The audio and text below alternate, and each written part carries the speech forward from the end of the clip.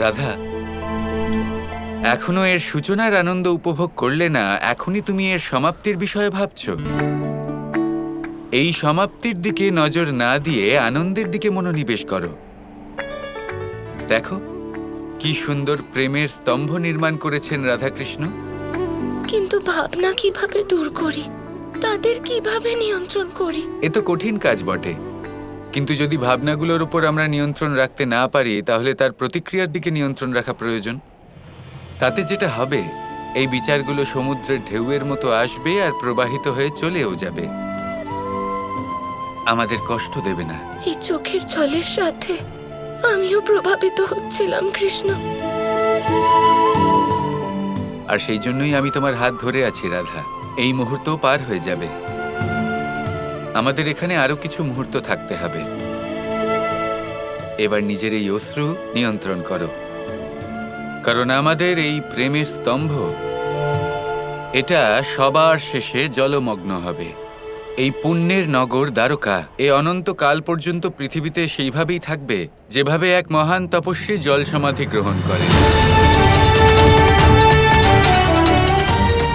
এই দ্বারকার পুণ্য এই জলের মধ্যেও অক্ষত থাকবে।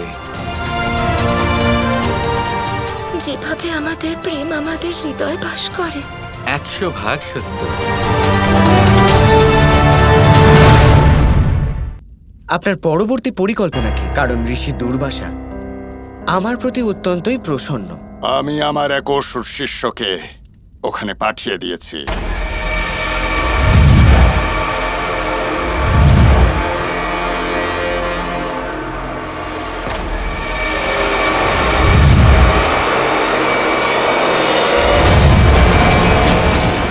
আসুন গোপীগণ, আমি আপনাদেরকে নিবাসস্থান দেখিয়ে দিই। গুরুদেব, আমি একটা কথা বুঝতে পারছি না, আপনি গোপীগণকে আমার সাথে কেন পাঠালেন? শীঘ্রই জানতে পারবে শাম্ব, তুমি শুধু দেখতে থাকো। গোপীগণ, এটি হলো আপনাদের নিবাসস্থান, প্রবেশ করুন। ধন্যবাদ।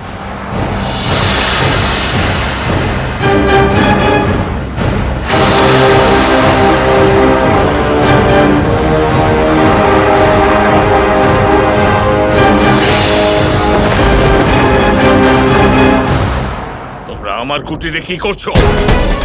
সূর্যাস্তের পরে আমার কুটিরে কোনো নারীর প্রবেশ নিষেধ।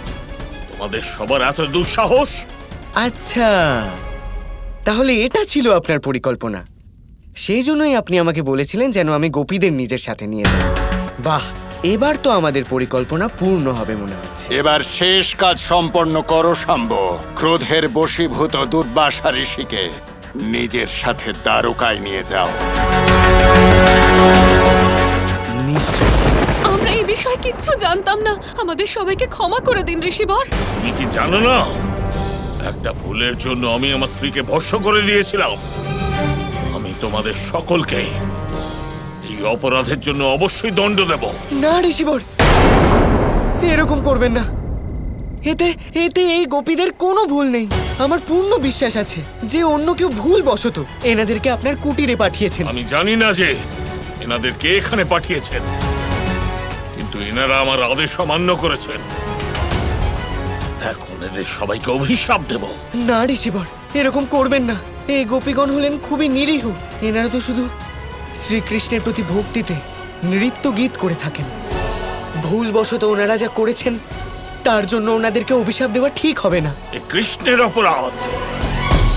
ও এখানে উপস্থিত থাকলে আমার ক্রোধাগ্নিতে মুহূর্তের মধ্যে ওকে ভস্ম করে দিতাম।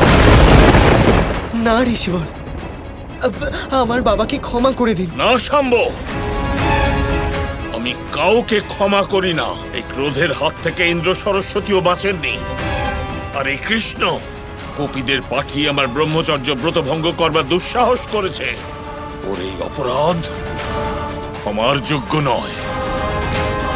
যাও গিয়ে বলে দাও, ওকে ওর এই কর্মের জন্য দণ্ড ভোগ করতেই হবে। তোমার মাধ্যমে কৃষ্ণকে নিজের আশীর্বাদ পাঠাতে চাইছিলাম, কিন্তু এবার আমি ওকে অভিশাপ দিতে নিজে দ্বারকায় যাব। যাও গিয়ে খবর দিয়ে দাও কৃষ্ণকে যে ওর কাল দ্বারকায় আসতে চলেছে।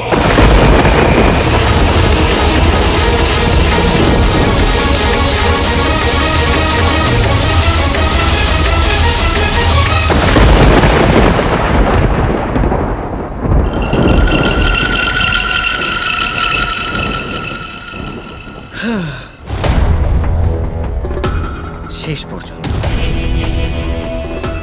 এবার সেটাই হতে চলেছে যেটা আমি ভেবেছিলাম। এবার আমার বাবা বাসুদেব শ্রীকৃষ্ণের পতন হওয়া সুনিশ্চিত। তাহলে কি পরবর্তী যাত্রার জন্য আপনি প্রস্তুত আছেন রাধারানী? কিন্তু এরপরে কি হবে কৃষ্ণ? পঞ্চতত্ত্বের মধ্যে ধরিত্রী তত্ত্বের পরে আসে জলতত্ত্ব, আর আমাদের ভালোবাসার পরবর্তী স্মৃতি আমরা জলে চিহ্নিত করব। সেটা কিভাবে? সেটা তুমি জানতে পারবে আর কিছুক্ষণের মধ্যে। কৃষ্ণ জলের মধ্যে কোন স্মৃতিচিহ্ন বানাতে চলেছে?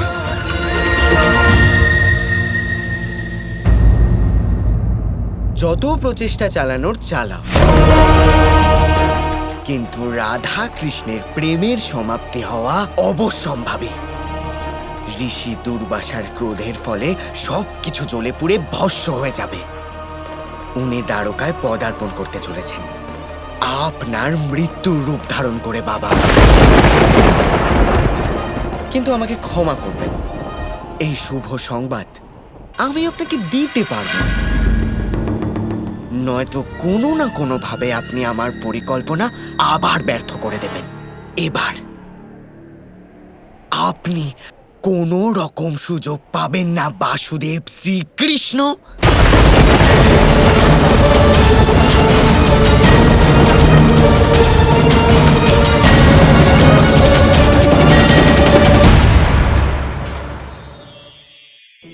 ধন, সম্পত্তি, এগুলো আসলে কি?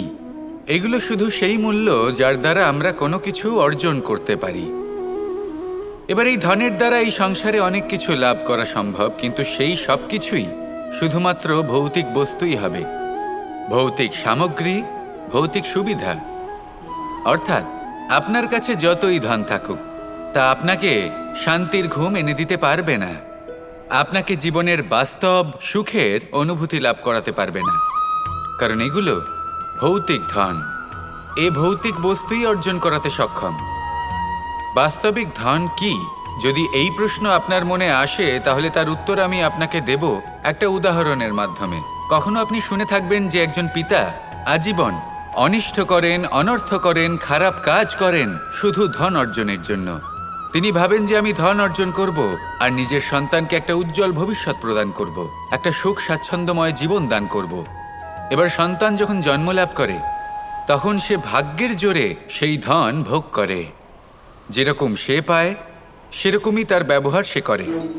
কখনো আপনি এটাও দেখে থাকবেন যে সেই সন্তান সমস্ত ধন নষ্ট করে ফেলে, আর সেই পিতা যিনি সমস্ত ধন সঞ্চয় করেছেন, যিনি সেই ধনের প্রভু, আজ সেই ধনের প্রহরী হয়ে রয়েছেন। এবার এরকম কেন হয়? এরকম তখনই হয় যখন সেই পিতা বুঝতেই পারেন না যে তার জীবনের আসল ধন কি।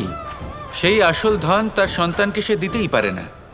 যদি পিতা তার সন্তানকে কর্মের জ্ঞান দিতে পারেন, উচিত কোনটা অনুচিত কোনটা সেই শিক্ষা দিতে পারেন, সংস্কারের প্রকৃত শিক্ষা দিতে পারেন, তবে সেটা ধনের থেকে অনেক বেশি গুরুত্বপূর্ণ। এটাই হলো জীবনের বাস্তব ধন।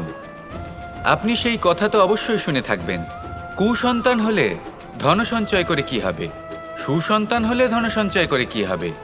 সন্তান যদি কুপুত্র হয় তাহলে সব নষ্ট করে ফেলবে, আর সন্তান যদি সুপুত্র হয় তাহলে ধন থাকুক না থাকুক, সে নিজেই কর্মের পথে অগ্রসর হয়ে ধন অর্জন করবে আর নিজের জন্য এক উজ্জ্বল ভবিষ্যৎ গড়ে তুলবে। তাই সন্তানকে সম্পদ দেওয়ার আগে কর্মের জ্ঞান দান করুন, সুশিক্ষা দিন, কারণ এটাই হলো জীবনের প্রকৃত ধন। আসুন আর আমার সাথে ভালোবেসে বলুন, রাধা রাধা।